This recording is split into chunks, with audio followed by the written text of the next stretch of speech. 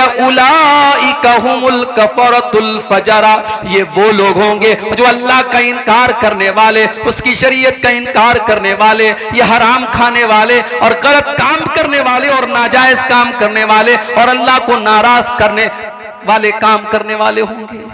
कयामत के पहले ऐसा दौर आएगा जब दीन के ऊपर अमल करना बहुत मुश्किल हो जाएगा। अल्लाह के नबी फरमाते हैं सल्लल्लाहु अलैहि वसल्लम, सयाती अलन्नासी ज़मानुन अलकाइमु अला दीनिही कलकाबिज़ी अलल जमरी, कयामत के पहले ऐसा दौर भी आएगा, ऐसा जमाना भी आएगा जब दीन पर कायम रहने वाला इतनी मुश्किलात का सामना करेगा, इतनी समस्याओं का सामना करेगा जैसे अपने हाथों में अंगारा लेने वाला है। मेरे नौजवान साथियों, जितनी फिक्र आपको अपने इस फोटो के लोगों के लाइक करने की है, काश इतनी फिक्र इस बात की होती कल कयामत के दिन अल्लाह ताला हमको लाइक करेगा कि नहीं करेगा। अल्लाह की कसम, आपने अपने चेहरों को बहुत खूबसूरत बना भी लिया और बहुत मेकअप करके मेरी प्यारी माँ बहनों, आपने अपने आप को खूबसूरत बना भी लिया। ब्यूटी पार्लर में आजकल देखिए वीडियो भी आता होगा फेसबुक के ऊपर कि बूढ़ी औरत को ब्यूटी पार्लर वाले जवान बना देते हैं, काली औरत को गोरी बना देते हैं, बदसूरत को खूबसूरत बना देते हैं।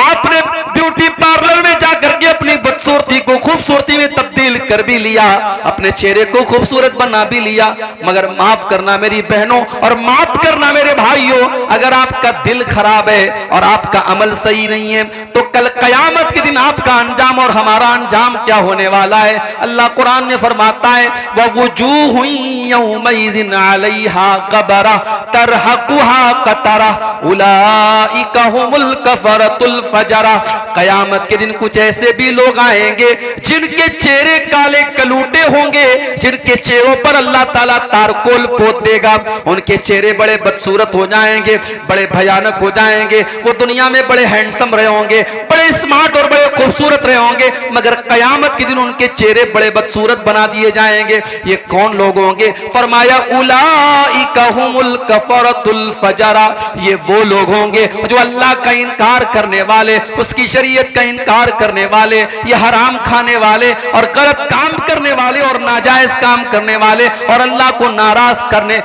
वाले काम करने वाले होंगे। दुनिया में इंसान फेसबुक चला रहा है, मोबाइल चला रहा है, कोई गलत चीज देख लिया, अब डर भी है कि माँ के हाथ में लग गया, भाई के हाथ में लग गया तो देख न ले, तो क्या करता है? डिलीट कर देता है। ब्राउजर पे कोई चीज देखा डिलीट, व्हाट्सएप की चैटिंग डिलीट, फेसबुक का मैसेंजर की चैटिंग डिलीट, सब डिलीट कर दिया। दुनिया से आपने सब डिलीट कर दिया। मेरे प्यारे भाइयों, जो अल्लाह ताला का डाटा रिकॉर्ड हो रहा है, अल्लाह ताला के फरिश्ते तो सब रिकॉर्ड कर रहे हैं, एक एक अदा आपकी रिकॉर्ड कर रहे हैं। व इन्ना अलैकुम लहाफिज़ीन किरामन कातिबीन, मेरे किरामन कातिबीन एक एक हरकत को तुम्हारे रिकॉर्ड कर रहे हैं। यालमून मा तफअलून, तुम जो जो कर रहे हो मेरे फरिश्तों को मालूम है। फरिश्ते सब रिकॉर्ड कर रहे हैं और फरिश्ते तो कर ही रहे हैं। हमने मोबाइल को उंगली से टच किया, हमारी उंगली भी रिकॉर्ड कर रही है। हमने मोबाइल पर आंखों से कुछ देखा, हमारी आंखों के अंदर भी उसकी रिकॉर्डिंग हो रही है। हमने कानों में हेडफोन लगा के, ईयरपोर्ट लगा के कुछ सुना, हमारे कान भी उसको रिकॉर्ड कर रहे हैं। और कयामत के दिन आंख भी गवाही देगी और कान भी गवाही देंगे और हमारी उंगली भी गवाही देगी। अल्लाह ने फरमाया हत्ता इज़ा मा जाऊहा शहीदा अलैहिम समउहुम व अबसारुहुम वजुलूदुहुम बिमा कानू यअमलून, कयामत के दिन जब तुम आओगे, तुम्हारी आंखें भी तुम्हारे खिलाफ गवाही देंगी, तुम्हारे कान भी तुम्हारे खिलाफ गवाही देंगे, तुम्हारे बदन की चमड़ी भी तुम्हारे खिलाफ गवाही देगी। वक़ालू लिजुलूदिहिम लिमा शहिदतुम अलैना क़ालू अंतक़नल्लाहु अल्लज़ी अंतक़ कुल्ल शै, इंसान कहेगा अपनी चमड़ी से, तू कैसे बोल रही है, तू कैसे बात कर रही है। इंसान की चमड़ी कहेगी आज अल्लाह ने हमको बोलने की ताकत दी है, बोलने की शक्ति दी है और आज हम तेरे करतूतों का पर्दाफाश करेंगे, तेरे पोल खोलेंगे, तेरा सब कुछ बयान करेंगे। इसकी फिक्र करो मेरे भाई। ये उंगली से जो टच करते हो उंगली गवाही देगी, ये कानों से जो सुनते हो कान गवाही देंगे, आंखों से जो देखते हो आंख गवाही देगी।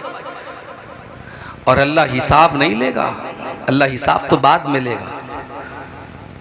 दुनिया में क्या होता है, रिजल्ट मिलता है स्कूल में बच्चों को, उस पर लिखा रहता है पास है कि फेल है, पास है तो कौन सी डिवीजन से पास है, कितने परसेंटेज मिले। दुनिया में ये तो नहीं होता ना कि बच्चे को ला करके एग्जाम की कॉपी दे दी जाती है, लो भाई देखो तुमने जो लिखा वो नंबर मिला, ऐसा नहीं होता। एग्जाम की कॉपी कब मिलती है, जब बच्चे के गार्जियन कहते हैं कि सर हमारे बच्चे ने तो बहुत अच्छा इंग्लिश का पेपर दिया था, आपने 100 में उसको 70 मार्क्स दिए हैं, 70 नंबर दिए हैं, हमारा बच्चा तो कह रहा है उसके सारे जवाब सही थे। टीचर क्या करता है, कॉपी निकालता है और कॉपी निकाल के बच्चे के पेरेंट्स को दिखा देता है, उसके माँ बाप को, देखिए ये है आपके बच्चे की कॉपी, आपके बच्चे ने जितना लिखा था उसका उतना नंबर उसको मिल गया। कयामत के दिन अल्लाह तबारक व तआला हमारी मार्कशीट नहीं देगा, हमारी आंसर बुक देगा। वकुल्ल इंसानिन अलज़मनाहु ताइरहु फी उनुक़ी, हर इंसान का नाम आमाल उसकी गर्दन में हम लटका देंगे।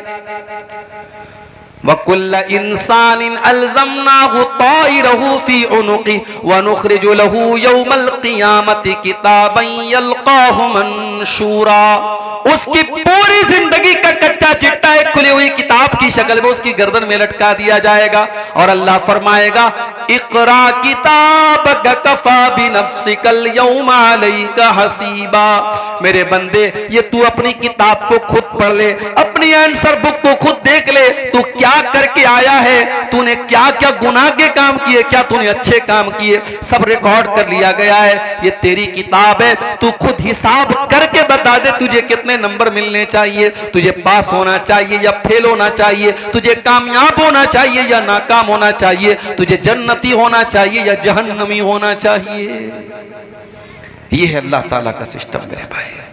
हम दुनिया की खूबसूरती पर इतरा रहे हैं, नहीं मेरे भाइयों, कयामत के दिन अल्लाह हमारी खूबसूरती नहीं देखेगा, अल्लाह हमारा अमल देखेगा, हमारा तकवा देखेगा। हजरत बिलाल कौन से खूबसूरत हैं, हजरत बिलाल कोई दुनिया के स्टैंडर्ड के हिसाब से कोई गोरे चट्टे भी नहीं, कोई खूबसूरत भी नहीं है, वो तो हबशा के रहने वाले हैं, उनका रंग तो काला है, वो तो काले हैं, मगर उनका मकाम क्या है मेरे प्यारे भाइयों। इतनी मीठी आवाज हजरत बिलाल की है कि जब अल्लाह के नबी खाने काबा को फतह करते तो कहते हैं बिलाल इस खाने काबा की छत पे चढ़ के तू अजान दे। और दुनिया ने देखा कि जिस खाने काबा के अंदर 360 बुतों को रखा गया था, उसकी छत पे खड़े होकर के बिलाल हबशी अजान देते हैं और लोगों को नमाज की दावत देते हैं। बिलाल का ये मकाम है कि अल्लाह के नबी जब मेराज के सफर पे जाते हैं, आप कहते हैं कि मैंने अपने आगे जन्नत में किसी के चलने की आवाज सुनी, मैंने किसी के पैरों की आहट की आवाज सुनी, मुझे बताया गया कि ये हजरत बिलाल के कदमों की आहट है। जब आप दुनिया में तशरीफ लाए, आपने पूछा कि ऐ बिलाल तू कौन सा ऐसा अमल करता है कि मैंने जन्नत में तेरे कदमों की आहट की आवाज सुनी थी। हजरत बिलाल ने कहा अल्लाह के नबी मुझे ऐसा कोई अमल तो याद नहीं है, हाँ एक बात मेरे अंदर है, मैं कभी बेवजू नहीं रहता हूं, पेशाब किया, लेटरिन की हाजत हुई, हवा खारिज हो गई, जब भी मेरा वजू टूट जाता है मैं वजू कर लेता हूं और जब भी मैं वजू करता हूं मैं 2 रकात नमाज पढ़ता हूं। ऐ अल्लाह के नबी हो सकता है कि यही अमल हो। आपने फरमाया कि हाँ ए बिलाल यही वो अमल है जिसने तुझे इस मकाम तक पहुंचाया। यही बिलाल थे जब इन्होंने इस्लाम को कबूल किया, इनके मालिक ने उमैया इब्ने खल्फ ने इनको अरब के तपते हुए सहरा में, अरब के तपते हुए बालू पर लिटा दिया और इनके सीने पर गर्म पत्थर रख दिया और इनके ऊपर प्रेशर डाल करके कहने लगा कि ऐ बिलाल अगर तू इस्लाम को छोड़ दे तो मोहम्मद का दीन छोड़ दे, ऐ बिलाल हम तुझे तकलीफ देना छोड़ देंगे। मेरे नौजवान साथियों, बिलाल कोई बहुत पढ़ा लिखा इंसान नहीं है, बिलाल कोई खूबसूरत इंसान नहीं है, बिलाल कोई हैंडसम इंसान नहीं है, मगर बिलाल के सीने में जो दिल है उस दिल में अल्लाह की मोहब्बत भरी है, रसूल की मोहब्बत भरी है। उस अरब के तपते हुए सहरा में लेटा हुआ बिलाल सीने पर गर्म पत्थर रखा हुआ बिलाल, सीने की चर्बी बिलाल की पिघल रही है और बिलाल के पीठ को अरब की तपती हुई रेत उनकी पीठ को पिघला रही है, मगर फिर भी बिलाल की जुबान से क्या निकलता है? अहद अहद अहद, मेरा अल्लाह एक है, मेरा माबूद एक है, मेरा रब एक है। बिलाल अपनी तौहीद को छोड़ने को तैयार नहीं है। और हमारी नौजवान नस्ल का क्या हाल है? बरेली शहर, उत्तर प्रदेश के बरेली शहर में 8 साल तक मदरसे में पढ़ने वाली लड़की फेसबुक पर किसी ने आई लव यू बोल दिया, मोहब्बत का इकरार कर दिया, उसके जाल में फंसती है और इस्लाम को छोड़ करके उसके मजहब में दाखिल होती है, उसके साथ जाके शादी कर लेती है। ये हमारी कौम की हालत है। शर्म से चुल्लू पर पानी में डूब मरना चाहिए हमें। हमको तो लगता है कि साहब ये तो अखबार में एक खबर आई है, ये सिर्फ एक खबर नहीं है, ये पूरी कौम के लिए सोचने का मकाम है मेरे भाई। और इसीलिए मैं कहता हूं कि इन मदरसों को आप हकीर मत समझो। जब तक ये मदरसे बाकी हैं, आपके बच्चों और बच्चियों को अल्लाह और उसके रसूल के बारे में बताया जा रहा है। आपके कॉन्वेंट स्कूलों में नहीं बताया जा रहा है, आपके इंग्लिश स्कूलों में नहीं बताया जा रहा है उसको इस्लाम के बारे में, तौहीद के बारे में। अभी राजस्थान से एक खबर आई कि साहब बुर्का पहनने वाली और नकाब पहनने वाली लड़कियां स्कूल में क्या कर रही हैं? सूर्य नमस्कार कर रही हैं। और मीडिया भी ऐसी खबरों को मिर्च मसाला लगा के खूब बताता है कि साहब देखिए मुसलमान लड़कियां सूर्य नमस्कार कर रही हैं। क्या इस्लाम के अकीदे के हिसाब से ये ठीक है? हम सूर्य को भगवान नहीं मानते, हम सूर्य को रब नहीं मानते। हमारा अकीदा क्या है? वश्शम्सु तजरी लिमुस्तक़र्रिन लहा ज़ालिका तक़दीरुल अज़ीज़िल अलीम। सूरज अल्लाह ताला के इशारे पर चलता है, अल्लाह के कानून के मुताबिक चलता है। वल क़मर क़द्दरनाहु मनाज़िल हत्ता आद कल उर्जूनिल क़दीम। और चांद भी अल्लाह ताला के सिस्टम से चलता है। पहली तारीख का चांद पतला होता है, फिर धीरे धीरे मोटा होता है, फिर 14वीं का चांद कंप्लीट हो जाता है, फिर धीरे धीरे छोटा होता है और फिर लकड़ी की तरह और खजूर के तने की तरह फिर पतला हो जाता है। ये चांद का सिस्टम, ये सूरज का सिस्टम ये बता रहा है कि चांद अपनी मर्जी से नहीं निकल रहा है, सूरज अपनी मर्जी से नहीं निकल रहा है। इनको निकालने वाला कोई है, इनको चलाने वाला कोई है। सूरज अपनी मर्जी का मालिक नहीं है, चांद अपनी मर्जी का मालिक नहीं है। मेरे प्यारे भाइयों, हमारा अकीदा तो ये है कि सूरज हमेशा पूरब से निकल रहा है और पश्चिम में डूब रहा है। ये अल्लाह का कानून है, ये अल्लाह का हुक्म है, इसलिए सूरज ऐसा कर रहा है। और जिस दिन कयामत कायम होने वाली होगी, अल्लाह सूरज को हुक्म देगा कि हमेशा तो तू पूरब से निकला करता था, लेकिन आज तुझे उल्टा करना है और कयामत के दिन सूरज पश्चिम से निकल जाएगा।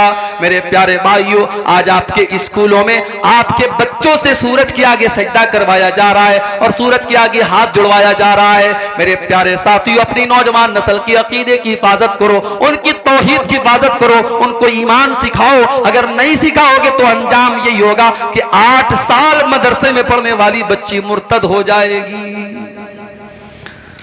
हमारी कौम का हाल आप देखो मेरे भाई। राजनीति का तो और बुरा हाल है, पॉलिटिक्स का तो और बुरा हाल है। जो पॉलिटिक्स में चला गया उसका कोई मजहब नहीं है मेरे भाई, वो कहीं भी सर झुका सकता है, किसी के भी आगे पैर हाथ फैला सकता है। वो नहीं मेरे भाइयों, ऐसा नहीं होना चाहिए। और याद रखो, इस्लाम से जो लोग नफरत करते हैं उनको आपकी तरक्की से उनको कोई नुकसान नहीं है। आप पैसा कमाइए, आप घर बनाइए, आप अच्छा कपड़ा पहनिए, उनको इससे प्रॉब्लम नहीं है। उनको प्रॉब्लम आपके इस्लाम से है, उनको प्रॉब्लम आपके दीन से, आपके ईमान से है। इसलिए अल्लाह कुरान में कहता है, वला यज़ालूना युकातिलूनकुम हत्ता यरुद्दूकुम अन दीनिकुम। ऐ नबी, इस्लाम के दुश्मन इसीलिए आपसे लड़ाई करते और जंग करते हैं ताकि मुसलमानों को दीन से हटा दें, मुर्तद कर दें, मुसलमानों को अल्लाह की तौहीद से दूर कर दें। हमारी कौम का हाल क्या है? अररिया का ये इलाका बड़ा पिछड़ा हुआ इलाका है। किसी बाप को अल्लाह ताला ने तौफीक दी, उसने बेटे को पढ़ाया, बेटा आईएएस ऑफिसर बन गया।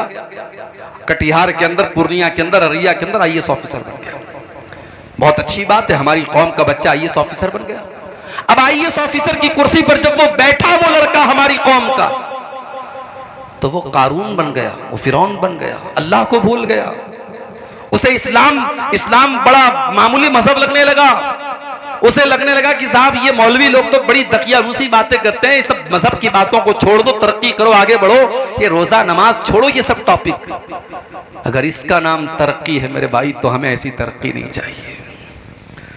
हमें ऐसी तरक्की नहीं चाहिए जो मजहब और दीन और तौहीद को हम खो करके हासिल करें। मेरे भाइयों, इमाम मालिक का एक जुमला नोट कर लो। इमाम मालिक ने कहा था कि इस उम्मत में बाद में आने वाले लोग कामयाब नहीं हो सकते हैं जब तक वो उस फॉर्मूले को ना अपना लें जो पहले के लोगों ने अपनाया था।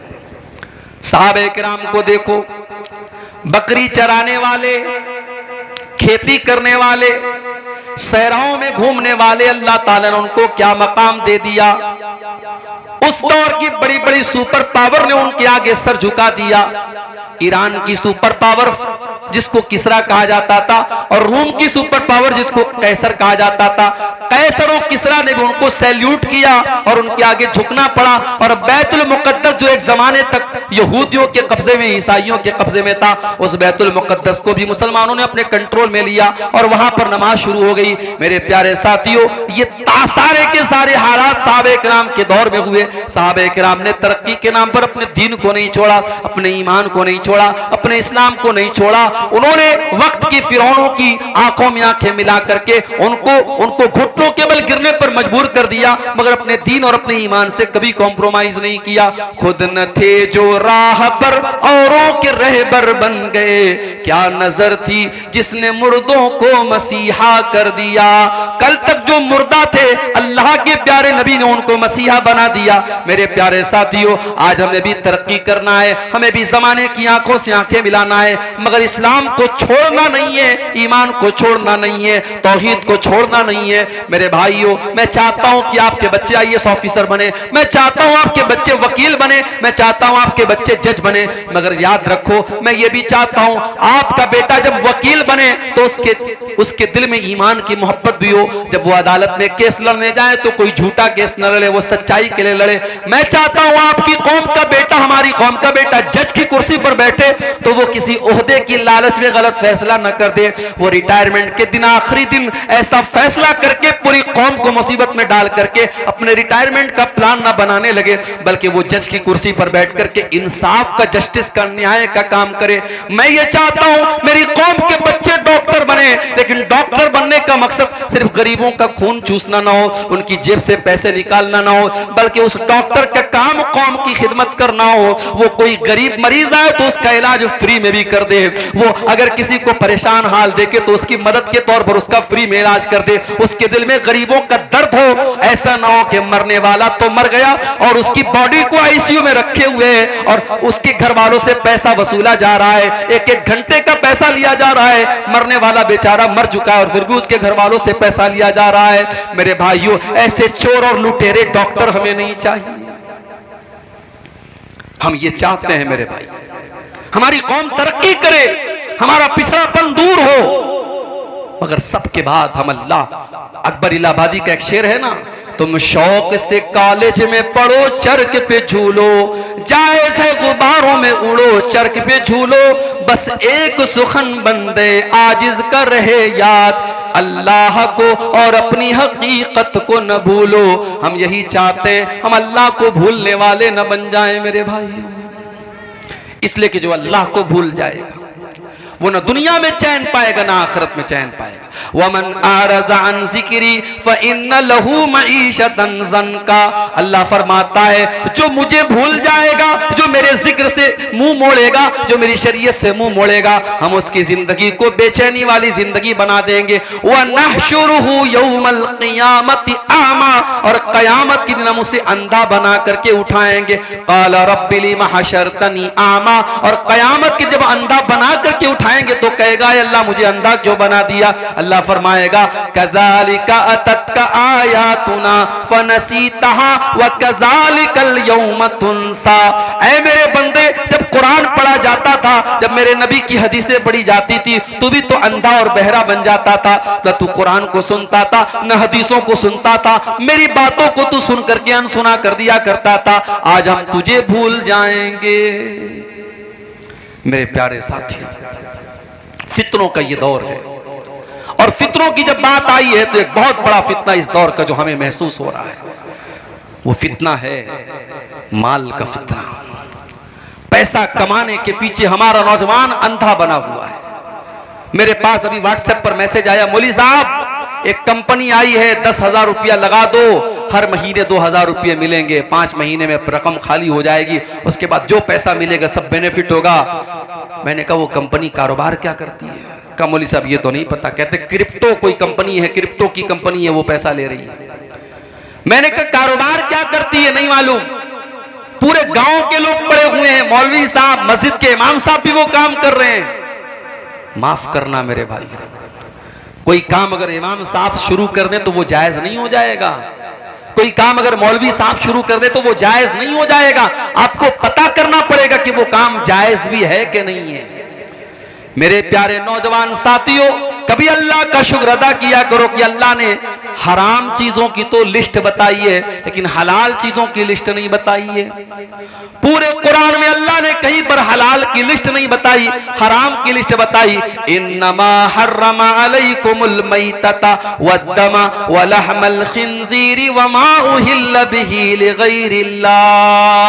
ऐ ईमान वालो, अल्लाह ने तुम्हारे ऊपर मुर्दार को हराम किया है, खून को हराम किया है, सुअर के गोश्त को हराम किया है, गैरुल्लाह का जिस चीज पर नाम लिया जाए उसको हराम किया है। हराम की तो लिस्ट बताई अल्लाह ने, लेकिन हलाल की लिस्ट नहीं बताई है। मेरे प्यारे भाइयों, आप कारोबार कीजिए, आप बिजनेस कीजिए, और छोटा किसी बिजनेस को आप छोटा मत समझिए। हमारे एक साथी थे बनारस में, जामिया सल्फिया बनारस में, जहां से हमने तालीम हासिल की है, वहीं से उन्होंने तालीम हासिल की। वो रहने वाले थे सूरत के, गुजरात के। आप लोगों ने कभी सुना होगा कि गुजराती लोग जो होते हैं कारोबार में बहुत आगे होते हैं, और इस वक्त पूरे भारत को भी 2 गुजराती चला रहे हैं, मालूम है ना आपको?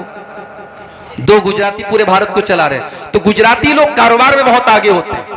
तो हमारा वो जो साथी था सूरत का, उससे मेरी मुलाकात हुई 5-6 साल के बाद। तो मैंने पूछा कि भाई क्या करते हो तुम? अब भाई मौलवी लोग क्या करते हैं, कोई कहीं खुतबा दे रहा है, किसी मदरसे में पढ़ा रहा है, या बिहार में आमतौर से मदरसा खोल लेते हैं मौलाना लोग।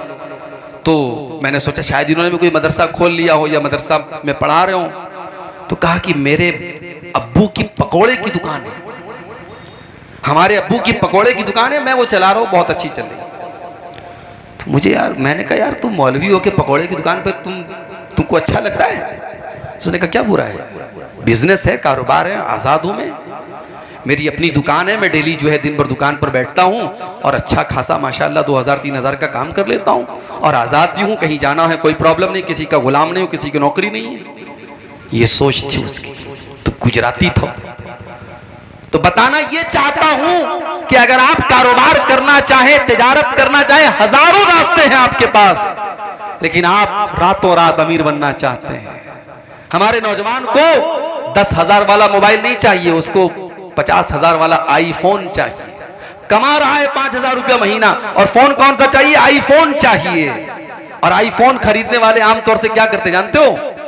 वो स्टेटस सिंबल है, उसको उतनी जरूरत नहीं है आईफोन की, उसको आईफोन चलाना भी नहीं आता है, मगर जब 4 लोगों के सामने आईफोन का वो जो एप्पल बना होगा, वो जो दिखेगा ना, तब लोग कहेंगे कि हाँ यार इसकी हैसियत है। क्या स्टेटस के पीछे मर रहे हो मेरे भाई? ये आईफोन को तुमने स्टेटस बना के रखा है। ये महंगा कपड़ा पहन लिया, महंगा मोबाइल ले लिया, महंगा घर बना लिया, तो तुम्हारा स्टेटस बहुत ऊंचा हो गया। माफ करना मेरे भाई, अल्लाह क्या स्टेटस इन सब चीजों से नहीं बनेगा। इन्ना करमकुम इंदल्लाहि अत्काकुम, अल्लाह ताला के अगर किसी का स्टेटस ऊंचा होगा तो उसका होगा जिसके अंदर अल्लाह का तकवा होगा। मेरे नबी की जिंदगी को देखो मेरे भाइयों, मेरे नबी का मकान भी कोई आलीशान नहीं, मेरे नबी का कपड़ा भी कोई आलीशान नहीं, मेरे नबी के घर में कोई फर्नीचर भी नहीं।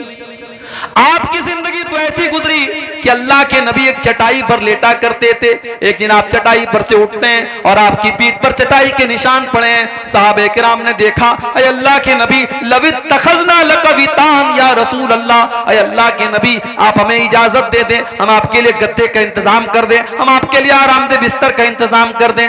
आपने क्या जवाब दिया मेरे प्यारे साथियों? जरा अपने नबी का जवाब सुन लेना। फरमाया, माली वली दुनिया, हो लोगों मेरा दुनिया से क्या लेना देना है, मान इल्ला कराकिबिन इस्तज़ल्लता तशजरतिन सुम्मा राह फतरकहा। अरे मैं तो एक परदेसी की तरह हूं, मैं तो मुसाफिर की तरह हूं जो किसी पेड़ के नीचे थोड़ी देर हाल्ट करता है, थोड़ी देर आराम करता है, फिर अपनी मंजिल की तरफ चला जाता है। मैं दुनिया में रहने के लिए नहीं आया हूं, मेरी मंजिल तो आखिरत है, मैं आखिरत की तैयारी करने के लिए आया हूं। आज हम दुनिया के पीछे मरे जा रहे हैं। सुबह नींद खुलती है तब से लेकर रात में सोने तक एक मर्तबा भी हमारे ज़हन में आखिरत की फिक्र पैदा नहीं होती, जन्नत की फिक्र नहीं पैदा होती, जहन्नम से बचने की चिंता नहीं होती। हाय दुनिया, हाय दुनिया, हाय दुनिया। मेरे प्यारे साथियों, ये माल और औलाद भी अगर आपको अल्लाह से दूर कर दे तो ये बहुत बड़ा फितना है। अल्लाह कुरान में कहता है इन्नमा अमवालुकुम व औलादुकुम फितना। तुम्हारा माल भी तुम्हारे लिए फितना है, तुम्हारी औलाद भी तुम्हारे लिए फितना है। अगर माल के चक्कर में तुम हराम रास्ता अपना रहे हो और औलाद के चक्कर में तुम गलत रास्ता अपना रहे हो तो माल भी फितना है और औलाद भी फितना है। मेरे भाइयों, अल्लाह के प्यारे नबी मिंबर पे खुतबा दे रहे हैं, जुमा का खुतबा आप दे रहे हैं। आपके नवासे हजरत हसन हुसैन जिनकी उम्र 4-5 बरस की है, वो दोनों मस्जिद में आ रहे हैं। 5 साल के बच्चे चलते भी हैं तो गिरते पड़ते हुए चलते हैं। हदीस के अल्फाज हैं हजरत हसन हुसैन गिरते पड़ते फिसलते हुए मस्जिद में चले आ रहे हैं। अल्लाह के प्यारे नबी की नजर अपने नवासों पर पड़ी और वो दोनों नवासे लाल रंग का कुर्ता पहने हुए हैं। पता ये चला कि लाल रंग का कुर्ता पहनना जायज है, लाल रंग का कपड़ा पहनने में कोई हर्ज की बात नहीं है। हाँ, सैफरॉन कलर का कपड़ा नहीं पहनना चाहिए, जाफरानी कलर का कपड़ा। वो मुशरिकों की पहचान है, वो उनका शियार है। अगर कोई रेड कलर का लाल रंग का शर्ट पहनता है, कुर्ता पहनता है, चाहे मर्द हो चाहे औरत हो, कोई हर्ज की बात नहीं। नबी के नवासे लाल रंग का कुर्ता पहन करके आ रहे हैं और अल्लाह के नबी की नजर पड़ गई। हदीस के अल्फाज हैं आपने अपने खुतबे को रोका और आपने अपने दोनों नवासों को गोद में लिया, उनको लाडो प्यार किया और उनको प्यार करने के बाद आपने फरमाया कि ओ लोगों, अल्लाह ताला ने कितनी सच्ची बात कही है कुरान में, इन्नमा अमवालुकुम व औलादुकुम फितना। तुम्हारा माल तुम्हारे लिए फितना है, तुम्हारी औलाद तुम्हारे लिए फितना है। अच्छा एक बात बताओ, अल्लाह के नबी ने खुतबा रोका, नवासों को गोद में लिया और ये बात कही, इसमें कितना टाइम लगा होगा? ज्यादा ज्यादा 2 मिनट लगा होगा, 3 मिनट लगा होगा, 5 मिनट मान लो। 5 मिनट के लिए अल्लाह के नबी ने खुतबे को रोका और अपने नवासों को, अपने बच्चों को गोद में लिया, तो आपने उसको फितना कहा है। और हमारा हाल क्या है? हमारा हाल तो यह कि 24 घंटे दुनिया में डूबे हुए हैं, दुनिया के लालच में पड़े हुए हैं और इस कदर लालची हो चुके हैं। अजान की आवाज आती है, 5 टाइम अजान देने वाला अजान दे रहा है, अस्सलातु खैरुम मिन नौम की आवाज दे रहा है और हम अपनी दुकान पे बैठे हुए हैं। हमारा कारोबार चल रहा है, हमारा बिजनेस चल रहा है, हमारी दुकान बंद नहीं हो रही, हमारे कारोबार पर कोई फर्क नहीं पड़ रहा है। यानी 5 टाइम की नमाज में, फजर की नमाज तो बिल्कुल सुबह पढ़ी जाती है, अगर 4 टाइम की जो नमाज है, जोहर, असर, मगरिब, इशा, अगर चारों नमाज को अगर आपके वर्किंग टाइम में मान लिया जाए, आपकी दुकान के, आपके कारोबार के टाइम में, और एक नमाज पे आधा घंटे का टाइम मान लिया जाए, तो यानी आप 24 घंटे में 2 घंटा भी अपने कारोबार से निकाल करके अल्लाह को देने को तैयार नहीं है। जो अल्लाह आपको खिला रहा है, पिला रहा है, आपको ऑक्सीजन दे रहा है। मां के पेट में हम थे, अल्ट्रासाउंड के बगैर मां के पेट का भी फोटो नहीं आता है। अल्ट्रासाउंड जब होता है तो वो कैमरा जो होता है वो मां के पेट के अंदर रोशनी करके तब फोटो लेता है। मां के पेट में जहां रोशनी पहुंचने का कोई रास्ता नहीं है, अल्लाह तेरी कुदरत है कि तू वहां भी बच्चे का दिल बना रहा है, वहां भी बच्चे का दिमाग बना रहा है, वहां भी बच्चे की आंखें बना रहा है। और क्या मजाल है कि कोई एक आंख इधर हो और एक आंख इधर हो। एक कान यहां हो और एक कान यहां हो, पूरे बैलेंस के साथ, पूरे तवाजुन के साथ बच्चा पैदा होता है। आंख अपनी जगह पे है, कान अपनी जगह पे है, मुंह अपनी जगह पे है, दिमाग अपनी जगह पे है। ये अल्लाह की कुदरत देखो मेरे प्यारे साथियों, अल्लाह ताला मां के पेट में ये सारा प्रोसेस करता है। और आज हम और आप इतने बड़े नाशुक्रे हैं, उस अल्लाह के लिए हम 5 टाइम की नमाज भी पढ़ने को तैयार नहीं है। इसीलिए अल्लाह कुरान में कहता है, रिजालुल्लाह तुलहीहिम तिजारतुन वला बैउन अन जिक्रिल्लाह। मेरे वो हकीकी बंदे और मेरे सच्चे मोमिन बंदे तो वो है, उनका कारोबार उनको नमाज से कभी नहीं रोकता है। वो नमाज भी पढ़ते हैं और कारोबार भी करते हैं। और मैंने देखा है मुंबई के अंदर ऐसे ऐसे सेठों को देखा है मेरे भाइयों, आप यकीन करें, आपके अररिया में क्या कोई पैसा कमाने वाले होंगे, आपके पूर्णिया में क्या कोई पैसा ऐसा कमाने वाले होंगे, आपके किशनगंज में क्या पैसा कमाने वाले होंगे। मैंने मुंबई में ऐसे सेठों को भी देखा है जो बहुत बड़े करोड़पति अरबपति हैं, बहुत बड़ा उनका कारोबार है, मगर रमजान के आखिरी अशरे में वो एतिकाफ भी करते हैं। वो 10 दिन एतिकाफ में भी बैठते हैं। और जब वो एतिकाफ में बैठते हैं तो अपने कारोबार का जो मोबाइल है वो अपने भाई को, अपने घर को, अपने बेटे को दे करके आते हैं कि नहीं नहीं, अब ये 10 दिन मुझे अपने बिजनेस से कोई मतलब नहीं, अपने कारोबार से कोई मतलब नहीं, मैं 10 दिन अल्लाह की इबादत के लिए लगा रहा हूं। रिजालुल्लाह तुलहीहिम तिजारतुन वला बैउन अन जिक्रिल्लाह। मेरे सच्चे मोमिन बंदे तो वो हैं, उनका कारोबार उनको कभी अल्लाह के जिक्र से गाफिल नहीं करता, कभी नमाज से गाफिल नहीं करता। यखाफून यौमन ततक़ल्लबु फीहिल क़ुलूब वल अबसार, इसलिए कि वो कयामत के दिन से डरते हैं जिस दिन लोगों की दहशत का बड़ा बुरा आलम होगा। दहशत क्या होती है आपने देखा है। नेपाल में ज़लज़ला आया, बनारस में हल्का सा झटका महसूस हुआ। मैं तो उस वक्त ट्रेन में सफर कर रहा था, सुबह मेरी बीवी का फोन आया, कहने लगी रात में ज़लज़ला आपने देखा, ज़लज़ला आया था। मैंने कहा मैं तो ट्रेन में बैठा था, ट्रेन में तो हमेशा ज़लज़ला आता रहता, ट्रेन हिलती रहती है। कहा कि नहीं, रात में बहुत सब चीजें हिल रही थी, ज़लज़ला आया था। 2 दिन तक बनारस में लोगों के पेट मुंह से खाना उतर नहीं रहा था, लोग दहशत के आलम में थे। ज़लज़ला कहां आया था? नेपाल में आया था। उसका झटका दिल्ली और उत्तर भारत में कहीं कहीं महसूस हुआ था। और ये छोटा सा ज़लज़ला था जो नेपाल में आया था।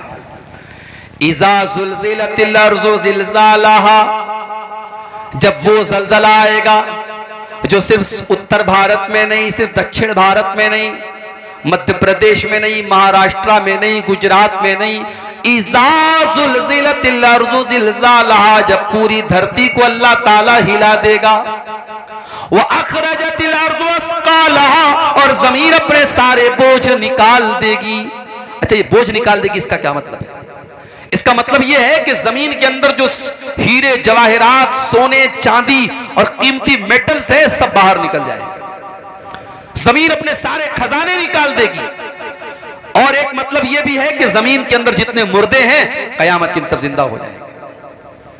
वक़ालल इंसानु मा लहा, और इंसान कहेगा इस जमीन को क्या हो गया है। यौमइज़िन तुहद्दिसु अख़बारहा, और कयामत के दिन जमीन अपनी बातें बयान करेगी, जमीन बोलेगी बिअन्न रब्बका औहा लहा, क्योंकि उस जमीन को अल्लाह ताला हुक्म देगा बोलने का। इससे एक बात ये पता चली कि हम जिस धरती पर और जिस जगह पर कोई काम करते हैं, वो जगह भी गवाही देगी। मिसाल के तौर पर इस गांव में आज ये जलसा हो रहा है। अब जलसे वालों का कहना है कि हमें उम्मीद नहीं थी कि इतनी सारी पब्लिक आ जाएगी, क्योंकि इलाका बहुत पिछड़ा हुआ है, आने जाने का जो रास्ता है बहुत मुश्किल है, बहुत टफ है, फिर भी लोग आए। और इस वक्त जो है रात के तकरीबन 1:15 बज रहे हैं, लोग जमे हुए हैं, माए बहनें हमारी बैठी हैं। ये इलाका, ये पिंडाल, ये पूरी धरती बोलेगी कयामत के दिन कि हाँ, यहाँ रात को 1:15 बजे तक, 1:30 बजे तक, 2 बजे तक तेरे दिन की बातें हुई थी, कुरान और हदीस की बातें हुई थी। और इसी इलाके में अगर किसी घर में, किसी कमरे में बैठ करके कोई जुआ खेल रहा है, कोई शराब पी रहा है, कोई ज़िना कर रहा है, कोई हराम काम कर रहा है, वो धरती भी बोलेगी मेरे भाइयों, यौमइज़िन तुहद्दिसु अख़बारहा, जमीन गवाही देगी कि हाँ, वहां पे क्या हुआ था। इसलिए जब गुनाह करना तो ये सोच के करना कि ये कमरा गवाही देगा, ये धरती गवाही देगी। कहां से बचेंगे हम अल्लाह के यहाँ। आगे रमजान का महीना आ रहा है मेरे भाई, अल्लामा इब्न जौज़ी का एक जुमला आज मैंने पढ़ा, बड़ा प्यारा जुमला था। अल्लामा इब्न जौज़ी लिखते हैं कि अगर कब्र में मरे हुए लोगों से कहा जाए कि तमन्ना करो, आरजू करो, तो मरा हुआ आदमी जो मर चुका है, कब्र में जा चुका है, अगर उससे कहा जाए कि तुम्हारी कोई अंतिम इच्छा है, कोई आखिरी ख्वाहिश है, तो पता है वो क्या कहेगा? कहेगा कि अल्लाह एक दिन तू रमजान का और दे दे, एक दिन तू रमजान का और दे दे। रमजान इतना कीमती महीना है मेरे भाइयों। पिछले रमजान में कितने लोग हमारे गांव में रहे होंगे, इस साल वो नहीं है, इंतकाल हो गया उनका। कितने बूढ़े लोग, कितने नौजवान लोग, कितनी औरतें पिछले रमजान में थी, इस साल नहीं है। और इस साल अल्लाह ताला हमको ये तौफीक दे रहा है, सन 2024 का और हिजरी कैलेंडर के हिसाब से 1445 हिजरी का रमजान हमें मिलने वाला है, अगर हम जिंदा रहे, अगर हमारी हयात बाकी रही। अल्लाह ने हमें एक चांस दिया है मेरे भाई कि अपने आप को हम सुधार ले, तौबा कर लें। और जब हम तौबा करेंगे, हमने जितने गुनाह किए अल्लाह सब माफ कर देगा। अच्छा, दुनिया में इंसाफ का पैमाना अलग है। दुनिया का इंसाफ क्या कहता है कि अगर किसी ने अच्छा काम किया उसको बदला दिया जाए, किसी ने बुरा काम किया उसको सजा दी जाए। दुनिया का इंसाफ तो यही है। अल्लाह का इंसाफ बड़ा निराला है। अल्लाह का इंसाफ ये है, अगर आपने कोई नेकी का इरादा किया, आपने ऐशा की नमाज पढ़ी और रात में बिस्तर पे सोने के पहले आपने मोबाइल के ऊपर अलार्म लगाया कि मैं रात को 3 बजे उठ करके तहज्जुद की नमाज पढ़ूंगा, पक्का इरादा आपने किया, लेकिन थके हारे थे, नींद आ गई, सोए रह गए और 3 बजे रात में फजर आप तहज्जुद की नमाज के लिए नहीं उठ पाए। अल्लाह के नबी फरमाते, जब बंदा नेकी का पक्का इरादा करता है और किसी वजह से वो नेकी नहीं कर पाता है, अल्लाह कहता है उक्तुबू लहू हसनतन, मेरे बंदे के नाम अमाल में एक नेकी लिख दो। उसने किया नहीं था, इरादा किया था, पक्का इरादा किया था। और अगर बंदा वो नेकी का काम कर लेता है, अल्लाह फरिश्तों से कहता है उक्तुबू लहू अशरा हसनात, उसके नाम आमाल में 10 नेकी लिख दो। नेकी का इरादा किया तो 1 नेकी का सवाब, और नेकी कर लिया तो 10 नेकी का सवाब। उसके बाद एक और बंदा आता है और वो गुनाह करता है, अल्लाह फरमाता है इसके नाम आमाल में 1 गुनाह लिखो। उसने गुनाह का इरादा किया था, अल्लाह कहता है 1 गुनाह लिखो। उसने गुनाह कर लिया था, अल्लाह कहता है 1 गुनाह लिखो। और एक दूसरा इंसान आता है जो गुनाह का इरादा करता है, अल्लाह फरिश्तों से कहता है होल्ड करो, इंतजार करो, वेट करो, देखते रहो वो गुनाह करता है कि नहीं करता है। अगर बंदे ने गुनाह का इरादा किया और फिर इरादा करने के बाद उसने गुनाह नहीं किया, उसने अपने दामन को गुनाह से बचा लिया, अल्लाह के नबी फरमाते कि अल्लाह ताला फरिश्तों से कहता है उक्तुबू लहू हसनतन, मेरे बंदे के नाम आमाल में 1 नेकी लिख दो। फरिश्ते कहते हैं अल्लाह उसने तो कोई नेकी का काम न किया, उसने तो कोई अच्छा काम न किया। अरे अल्लाह उसने तो बुराई का इरादा किया था, उसने तो शराब पीने का इरादा किया था, उसने तो ज़िना करने का इरादा किया था। अरे अल्लाह उसने गलत काम करने का इरादा किया था और बाद में उसने गलत काम नहीं किया, और तू कह रहा है कि हम 1 नेकी लिख दे। अल्लाह फरमाता है इन्नमा तरकहा मिन जर्राया, मेरे बंदे ने मेरे डर से गुनाह को छोड़ा है, मेरे खौफ से गुनाह को छोड़ा है, मेरे बंदे के नाम आमाल में 1 नेकी लिख दो। ये है अल्लाह का इंसाफ। इतना करीम है हमारा रब, इतना रहीम है, इतना मेहरबान है, और हम इतने बड़े नालायक हैं, नाशुक्र हैं कि उस अल्लाह से हम तौबा भी नहीं करते। मेरे भाइयों, अल्लाह को क्या पड़ी है कि अल्लाह अपना अजाब हम पर नाजिल करेगा। ये जितने परेशानियां हम पर आ रही हैं, ये हमारे अपने करतूतों का नतीजा है। अल्लाह हम पर अजाब भेजना नहीं चाहता है। अल्लाह तो खुद कुरान में कहता है मा यफ़अलुल्लाहु बिअज़ाबिकुम इन शकरतुम व आमनतुम व कानल्लाहु शाकिरन अलीमा। अल्लाह तुम पर अपना अजाब भेज करके क्या करेगा? ऐ मेरे बंदो, अगर तुम अल्लाह का शुक्रिया अदा करने वाले बन जाओ, तुम अल्लाह के ऊपर ईमान लाने वाले बन जाओ, तो अल्लाह ताला तुम पर अपना अजाब नाजिल करके क्या करेगा। इसलिए मेरे भाइयों, फितनों के इस दौर में अगर हमसे कुछ गुनाह के काम हुए हैं, हम अल्लाह से तौबा कर लें और अपने आप को जहन्नम की आग से बचाएं। और जहन्नम की आग से बचाने के लिए बहुत सारे नेकी के काम आप कर सकते हैं। अल्लाह के नबी ने फरमाया इत्तकुन्नार वलो बिशिक्की तमरा, खजूर का टुकड़ा भी अल्लाह के रास्ते में दे करके अपने आप को जहन्नम की आग से बचा सकते हो तो बचा लो।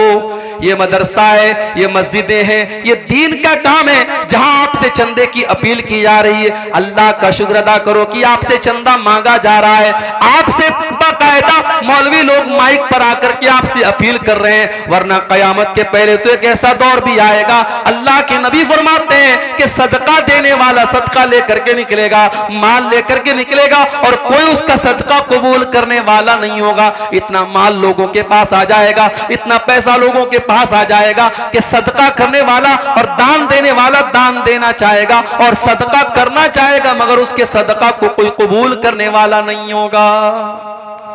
ये मौका है मेरे भाई, जहन्नम की आग से अपने आप को बचा लो।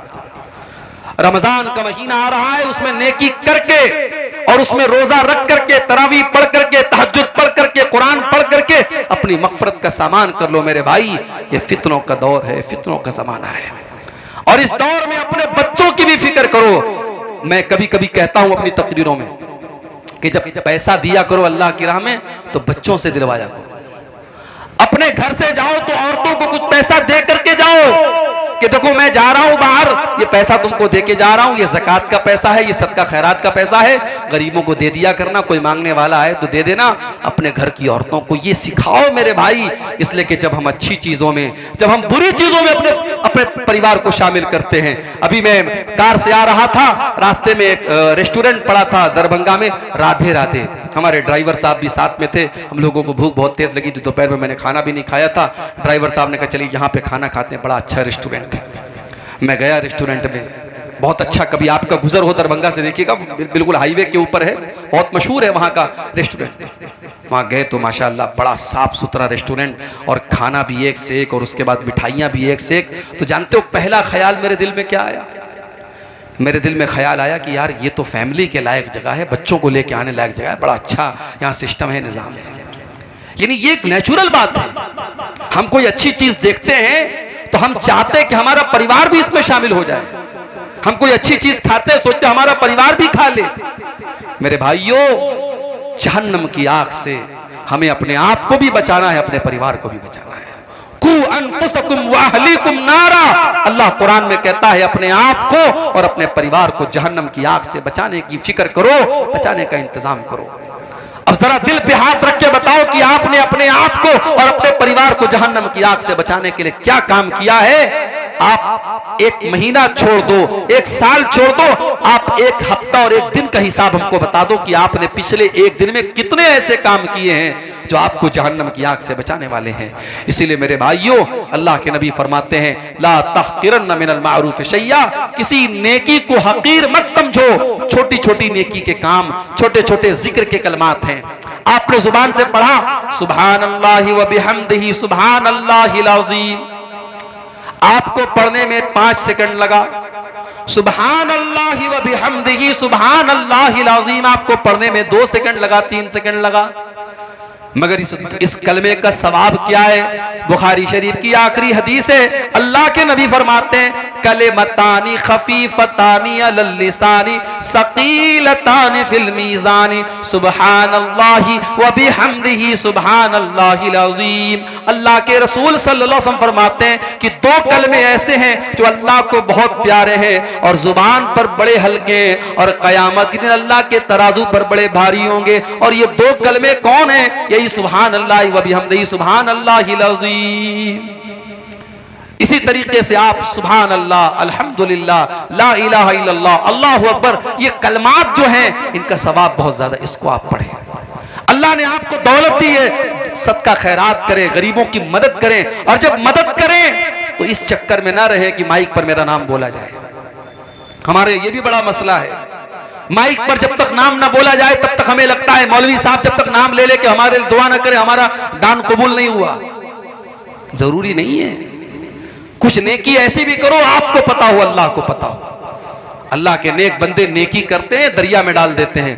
वयुतिमून अत्तआम अला हुब्बिही मिस्कीनन व यतीमन व असीरा, मेरे नेक बंदे गरीबों को खाना खिलाते, यतीमों को खाना खिलाते, कैदियों को खाना खिलाते, और जब खाना खिलाते तो क्या कहते हैं, इन्नमा नुतइमुकुम लिवजहिल्लाह, हम तुम्हें अल्लाह को राजी करने के लिए खाना खिला रहे हैं, ला नुरीदु मिनकुम जज़ाअन वला शुकूरा, हमें तुमसे कोई बदला नहीं चाहिए, हमें तुमसे कोई शुक्रिया नहीं चाहिए, हम तो अल्लाह से अपना बदला चाहते हैं। इन्ना नखाफु मिर रब्बिना यौमन अबूसन कमतरीरा, हमें तो कयामत के दिन का डर है।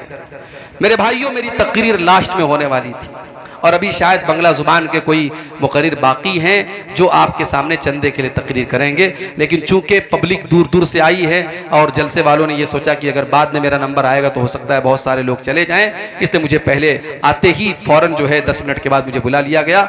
मैं एक आपसे गुजारिश करता हूं कि आप इस मदरसे के लिए जो वाकई में, यानी इसमें तो कोई शक नहीं करेगा कि ये इलाका काफी पिछड़ा हुआ है और इस इलाके में मदरसे की जरूरत थी, और अल्लाह जज़ाए खैर दे हमारे भाई शेख नौशाद साहब को और उनके तमाम जो रुफ़क़ा हैं जिनकी मेहनतों से ये जामिया इस्लामिया अम्मारिया चल रहा है।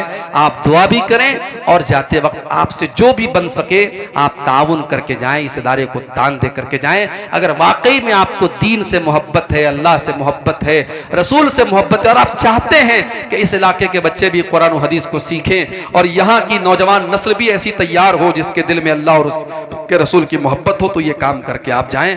मैं दुआ करता हूँ अल्लाह ताला से रब्बुल आलमीन हम सबको इस दौर में, फितनों के इस दौर में जो भी नेकी के काम हैं अल्लाह ताला उसमें हम सबको हिस्सा लेने की तौफीक अता फरमाए। रब्बुल आलमीन हमारे जिन भाइयों ने इस मदरसे में अब तक चंदे और दान दिए हैं, अल्लाह उनके दान को, उनके चंदे को कबूल फरमाए, और जो अभी तक पीछे रह गए हैं और अभी तक उन्होंने इस कार्य खैर में, इस नेकी के काम में हिस्सा नहीं लिया है, अल्लाह उनको तौफीक दे कि वो आगे बढ़ें और आकर के मदरसे में ताउन करके जाएं। आमीन। अल्लाह ताला से हम ये भी दुआ करते हैं अल्लाह इस इलाके की पिछड़ेपन को दूर करे, इस इलाके को भी और इलाकों की तरह तरक्की अता फरमाए, यहाँ के लोगों की जिंदगियों में बरकतें अल्लाह ताला पैदा करे, यहाँ का रास्ता आसान हो जाए, यहाँ की जिंदगी आसान हो जाए। अल्लाह ताला यहाँ के लोगों को अपने हिफ्ज़ अमान में रखे, रब्बुल आलमीन हम सबको अपने हिफ्ज़ अमान में रखे। आमीन व आखिर दावाना अल्हम्दुलिल्लाहि रब्बिल आलमीन। जज़ाकल्लाहु खैरा। तो लीजिए अब आखिर में हज़रत मौलाना अनीकुल इस्लाम साहिब हफिजुल्लाह